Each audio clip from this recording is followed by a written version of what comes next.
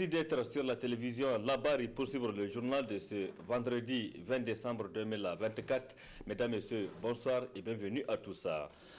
Direction Dosso où la capitale des Armakoy a accueilli cet après-midi plusieurs personnalités à l'occasion de la cérémonie officielle d'ouverture de la 45e édition du championnat national du sabre national de la lutte traditionnelle de Dosso 2024. Le thème de cette édition est l'Abousanino Zantian-Kassani. Ainsi, 80 lutteurs de 8 régions du Niger vont se lancer à la conquête du sabre national. Dans son discours du lancement officiel de ce championnat, le ministre de la Jeunesse et des Sports a appelé les Nigériens à un amour profond pour le Niger dans ce contexte de la conquête de la souveraineté nationale. Je vous propose de suivre un extrait du discours prononcé à cette occasion par le colonel-major Abdurrahman Amadou. Il vous souviendra que la 44e édition du sabre national tenue à Agadez était placée sous le thème de la sauvegarde de la patrie. Ce thème a été choisi dans le but de nous rappeler l'importance de défendre et de préserver l'intégrité de notre pays face aux défis auxquels il fait face. La 45e édition se veut une suite et une amplification de cet élan patriotique en invitant chacun des Nigériens à cultiver un amour profond pour le Niger. C'est pourquoi elle est placée sous le thème L'Abousanino Zantian-Kassani. La 45e édition vise donc à transcender les notions de défense et de sauvegarde pour inspirer un sentiment d'appartenance, de fierté et d'engagement citoyen. Mesdames, Messieurs, l'Abousanino Zantian-Kassani doit résonner dans notre conscience collective comme un appel vibrant à l'unité et à la fierté nationale, nous rappelant l'importance de notre identité commune et de notre attachement à la patrie. Cette mobilisation exceptionnelle que je salue prouve à suffisance l'attachement de nos concitoyens à la patrie, à ses valeurs culturelles et ancestrales, ainsi que leur farouche détermination à les défendre. Soyez donc fiers de vivre cet événement dans une telle ambiance qui, au-delà de la symbolique événementielle relative à tout grand événement sportif, nous plonge dans les profondeurs de notre identité culturelle. Mesdames, Messieurs, aujourd'hui commence pour nous une fois encore un moment de fête grandiose, mais pas que. En effet, nous qui, grâce au pouvoir unificateur de la lutte, allons vivre ensemble sous le même toit pendant 10 jours dans cette ville hospitalière de Dosso, devrions saisir les opportunités que nous offre le vivre ensemble pour œuvrer davantage au renforcement et à la consolidation de l'unité nationale. Nous contribuons ainsi à donner notre part de contenu à l'axe 1 de la vision du président du Conseil national pour la sauvegarde de la patrie, chef de l'État, le général de brigade Abdraman Chani, qui porte sur le renforcement de la sécurité et la cohésion sociale. Engageons-nous à développer toujours, ici et ailleurs, un sentiment de fierté, de dévotion et d'attachement à la nation. C'était là donc un extrait du discours prononcé cet après-midi à l'arène Salma Arani de Dosso par le ministre de la Jeunesse et des Sports à l'occasion du lancement officiel de la 45e édition du sabre national de la lutte traditionnelle de Dosso 2024. Les compétitions proprement dites vont débuter à partir de demain samedi 21 décembre 2024. Bonne chance aux lutteurs engagés dans cette compétition. Retour ici à Niamey et direction l'aéroport international Djori Hamani qui a servi de cadre ce matin à la cérémonie de présentation du certificat Isago de la société Niger Souma Hadning. Le temps fort de cette cérémonie avec nos reporters Nafissa Zakou et Sadoumi. Ils Ils étaient tous présents à cette cérémonie de présentation du certificat Isago de la société Niger Souma Handling NSH. Les autorités en charge du ministère des Transports et de l'Équipement, le responsable de l'Agence nationale pour l'aviation civile ANAC et du personnel de la dite société. Niger Souma Handling, qui a débuté ses activités au Niger en mai 2019, est désormais reconnu au niveau international grâce à ce certificat ID Isago ACC 24 2393. NSH, qui a commencé ses activités en mai 2019, est devenu aujourd'hui une société performance et reconnue au plan international. C'est une grande fierté pour le Niger et pour l'aéroport international Dioré Hamani. Il nous reste à poursuivre nos efforts pour maintenir cette qualification et développer davantage notre société. Monsieur Halidou et ses équipes, nos équipes, ensemble, ont fait un excellent travail pour l'obtention de ce certificat. Je félicite l'ensemble du personnel pour cette réussite. Le public présent à cette cérémonie a eu droit à une présentation du certificat Isago obtenu par la société NSH après un travail d'assistance au sol bien rendu. Quels sont les avantages de Isago? D'abord pour NSH. Pour nous, quel est notre avantage?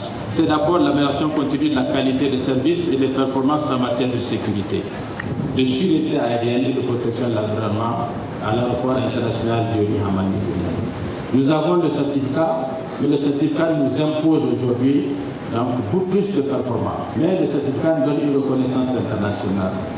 Il y a quelque temps, quand les compagnies aériennes veulent venir chez nous, elles posent la question, est-ce que vous êtes certifié Isago? Est-ce que vous êtes certifié? Aujourd'hui, c'est réglé. Vous partez sur les sites de l'IATA, vous partez sur les sites de l'OACI, vous partez sur tous les sites, vous allez voir Niger Souma Handling certifié Isago. Donc une compagnie aérienne qui veut venir ne posera plus la question. Ça ne suivit le moment tant attendu, la remise du dit certificat Isago au secrétaire général du ministère des Transports et de l'Équipement qui s'est réjoui du travail abattu par la société Niger Souma Handling tout en encourageant l'équipe à redoubler d'efforts dans l'assistance au sol. L'aéroport international de Dioré Hamani est aujourd'hui un joyau dans notre sous-région, un joyau que nous sommes tous. Il y va donc de soi que les services d'assistance au sol soient à la hauteur de l'édifice. Ce témoignage à vous décerné par l'institution compétente dénote de la haute qualité des services d'assistance au sol rendus par votre société aux usagers qui sont des passagers, des personnels techniques et j'en passe. Ce témoignage implique aussi pour vous plus d'exigence et de rigueur afin de maintenir les caps et même plus en offrant encore plus de services de qualité pour l'assistance au sol. Il y va de la sauvegarde de la neutralité de votre société. Je vous souhaite du succès dans la recherche du perfectionnement, de la performance pour les services à rendre aux usagers en conformité à votre cahier des charges. Notons que la société Niger Souma Handling mène plusieurs activités dont, entre autres, l'assistance technique aux avions, l'assistance au démarrage des avions ou encore à l'embarquement des passagers.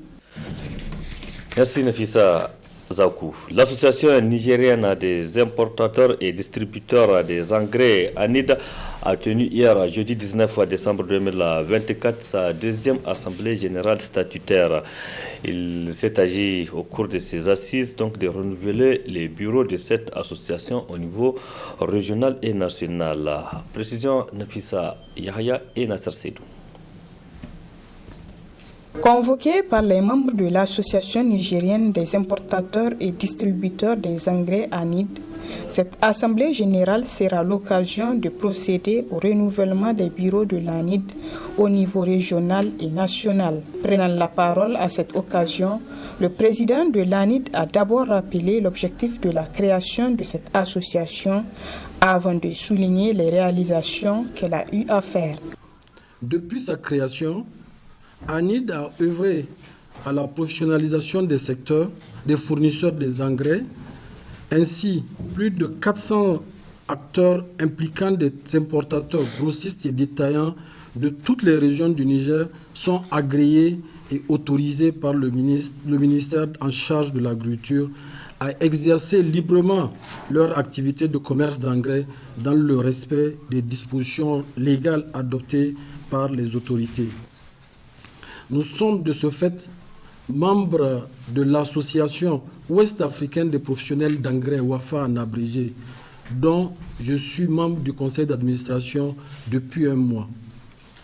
Un réseau regroupant des catégories d'acteurs des secteurs dont les plus grands fabricants d'engrais de la zone. Le Niger tire bien son épingle du jeu grâce à l'association qui est citée comme une référence dans la zone ouest-africaine et le Sahel. Cette reconnaissance par nos pairs a valu pour notre pays l'honneur d'accueillir en 2025 la conférence des ministres de la région suivie de l'Assemblée générale de l'organisation ouest-africaine qui est WAFA.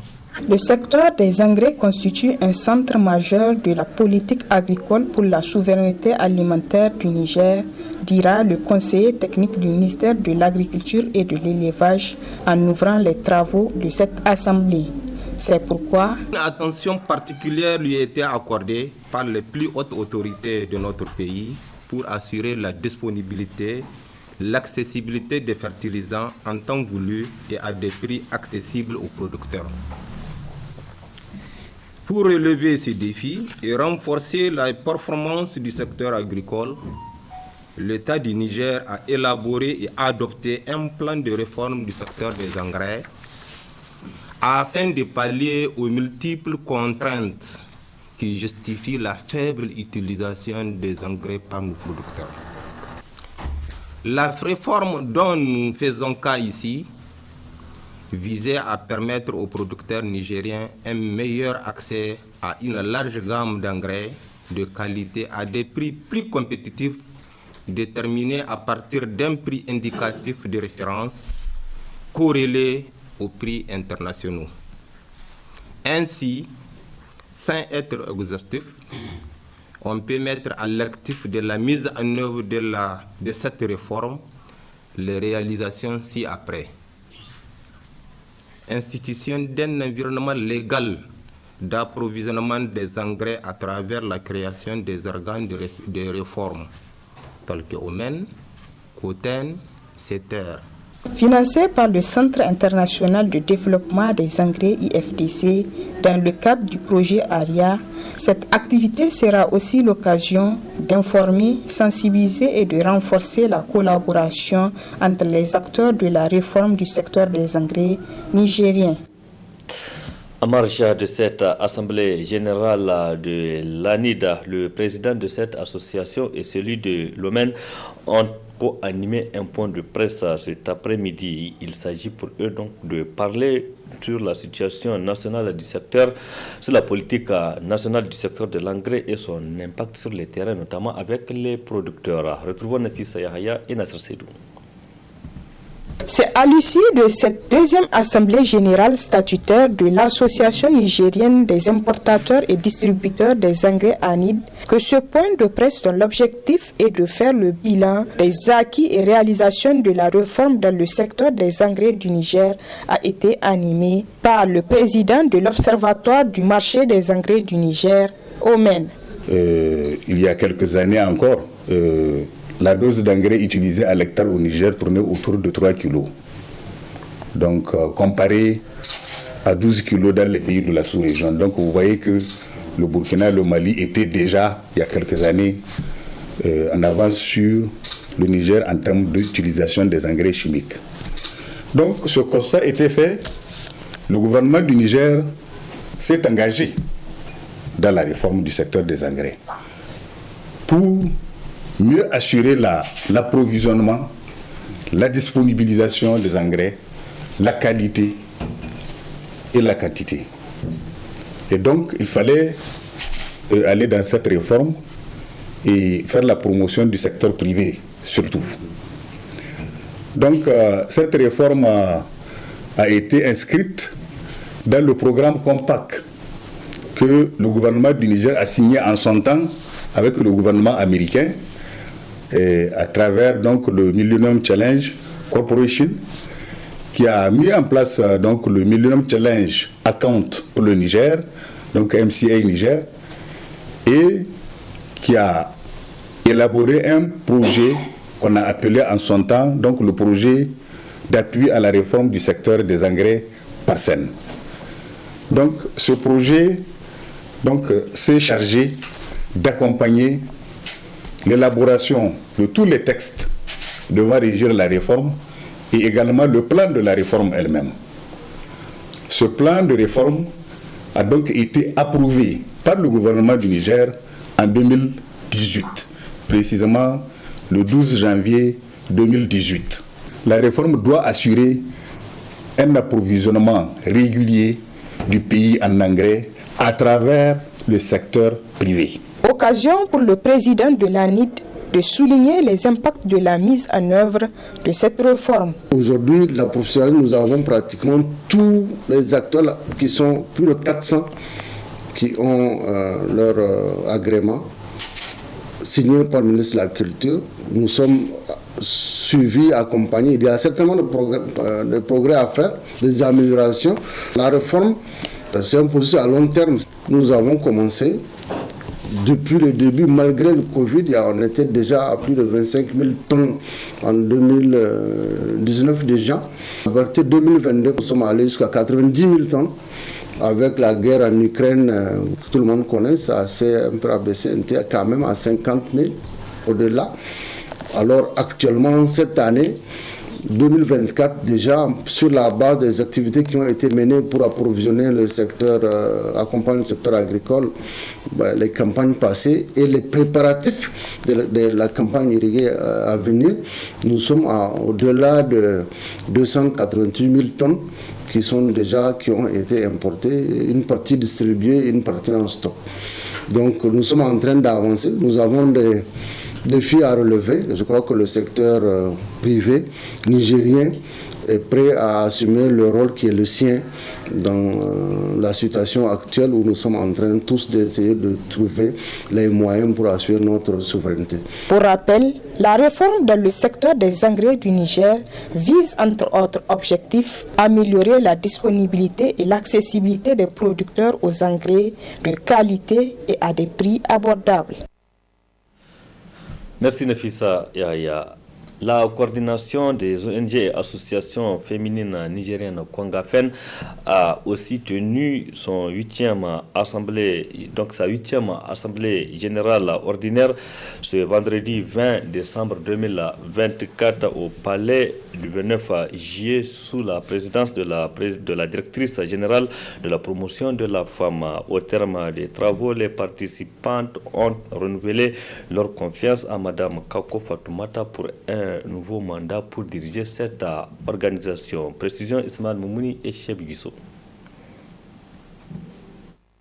Organisation fêtière qui œuvre inlassablement dans la promotion des droits humains à travers des actions de lobbying, plaidoyer et de mise en œuvre des actions contribuant à l'autonomisation des femmes et des filles, la coordination des ONG et associations féminines nigériennes Kongafen procède au renouvellement de son bureau à travers cette assemblée générale. Après avoir souhaité la bienvenue aux participants, la présidente sortante du Kongafen est revenue sur le thème de cette activité. Le thème choisi à cette 8e assemblée, à savoir rôle et responsabilité des femmes dans un contexte d'insécurité, n'est pas fortuit.